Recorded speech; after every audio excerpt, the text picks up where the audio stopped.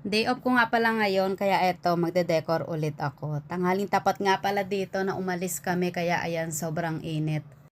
May dala nga pala akong cake dyan. Actually, yung kinukuhanan ko ng cake kay Kuya Gerald, pre-deliver naman siya. Pero, since pupunta naman ako doon, sabi ko sa kanya, ako na lang ang magdadala.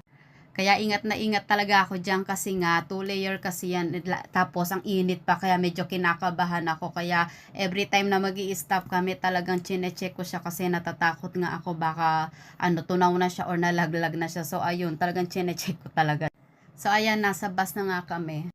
Kagabi nga pala magdamag yung ulan, kaya talaga napapaisip ako at napapadasal ako. Sabi ko, Lord, Diyos ko naman, ibuhos mo na ngayon lahat ng ulan, pero sana bukas naman, wag na umulan kasi ang dami-dami namin dala. So ayun na nga, nakinig naman.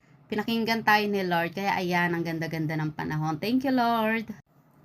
So ito, nakababa na nga kami at syempre, i-check ko ulit yung aking cake dahil talagang, kinakabahan talaga ako dahil first time ko nga magbitbit ng cake na ganito kalaki. Kaya chinecheck ko talaga mayat maya. So far, okay naman siya. Buo pa naman at very... So ito, nakarating na nga kami. Ito nga pala yung venue na ayusan namin. Maluwag siya and mag-start na kami.